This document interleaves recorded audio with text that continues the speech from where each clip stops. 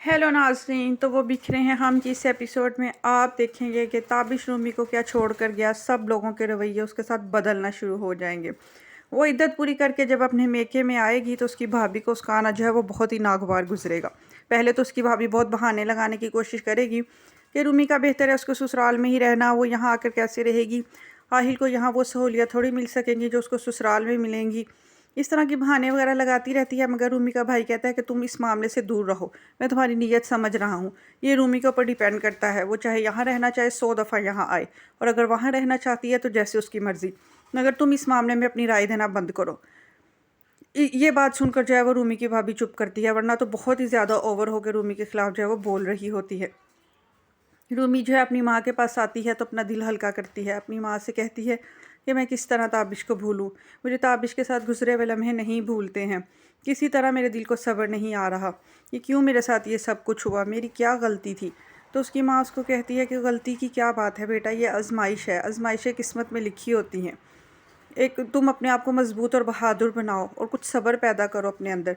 सिर्फ ताबिश की बीवी बन के ना सोचो, आहिल की माँ बन के भी सोचो। वो तुम्हारा बेटा है, उसे तुम्हारी ज़रूरत है। उसकी माँ के समझाने के बाद रूमी को ये बात थोड़ी समझ आती है कि हाँ, आहिल को उसकी बहुत ज़्यादा ज़रूरत है। लिहाजा वो अपनी माँ से कहती है कि आप मेरे लिए दुआ करें कि मैं जो है वो बहुत मज़बूत और ताकतवर बन के जो है अपने बच्चे की तरबियत कर सकूँ, उसे उसके बाप जैसा इंसान का बना सकूँ, अच्छा और कामयाब इंसान जो अपनी माँ का भी फरमाबरदार था और बीवी के साथ भी उसका रवैया बेहतरीन था। तो उसकी माँ कहती है कि ऐसा ही होगा। दूसरी तरफ ससुराल में जो है वो सब का रवैया उसके साथ अच्छा है सिवाय सैरिश के। सैरिश तो रूमी के होते हुए भी उसको बर्दाश्त नहीं करती थी, मगर अब तो सैरिश को बहुत ही तकलीफ़ होना शुरू हो गई है।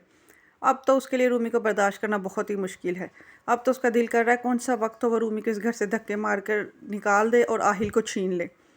वो अपनी मुसलसल कोशिशें करती रहती है और अपनी माँ को जो है वो भड़काती रहती है। उसकी माँ एक समझदार खातून है, वो बहुत ज़्यादा रिएक्ट तो नहीं करती, मगर आहिस्ता आहिस्ता से रूमी की सैरिश की बातों की वजह से उनके मिजाज में थोड़ी बहुत तब्दीली आना शुरू हो गई है, क्योंकि वो अपने बेटे की मौत की वजह से भी बहुत ज़्यादा चिड़चिड़ी और कड़वी हो चुकी हैं। मगर रूमी का ससुर जो है वो एक नहायत ही समझदार इंसान है। वो रूमी और उसके बच्चे का बहुत ज़्यादा ख्याल रखता है, उसे किसी चीज़ की कमी नहीं होने देता, दिन रात अपने पोते के लाड उठाता है। दूसरी तरफ सैरिश की यही कोशिश है कि किसी तरह जो है वो माँ को भड़का दे, मगर उसको कोई प्लानिंग अभी फ़िलहाल समझ नहीं आ रही। मगर आखिरकार सोचते सोचते वो अपनी किसी न किसी नतीजे पर पहुंच जाती है कि उसने क्या करना है। लिहाजा इस किस्त में वो ऐसा करती है कि कुछ फूल और कार्ड जो है वो रूमी के नाम पर अपने घर में भिजवा देती है और उनको रिसीव करके सबके सामने कहती है कि भाभी के लिए फूल वगैरह आए हैं। वो घर में ये तासुर देना चाहती है कि अभी भाई को मरे हुए चंद दिन भी नहीं हुए और भाभी ने गुल खिलाने शुरू कर दिए हैं। रूमी बेचारी कहती ही रह जाती है मेरा इन फूलों से क्या ताल्लुक़ है, कोई मिसअंडरस्टैंडिंग हुई होगी। मगर सैरिश जो है वो अपने हथकंडों से बाज आने वालों में से नहीं है। वो रूमी को जो है वो बदकिरदार साबित करके इस घर से निकलवाना चाहती है।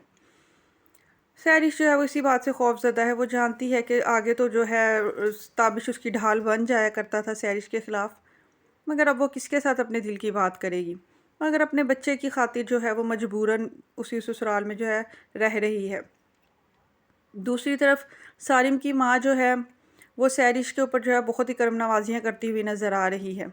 वो सैरिश को एक बहुत ही अच्छी सुलझी और पढ़ी लिखी लड़की समझ रही है। वो सैरिश से कहती है मुझे तुम बहुत ज़्यादा पसंद हो, मैं तुम्हारे जैसी लड़की जो अपने बेटे के लिए ढूंढ रही हूँ।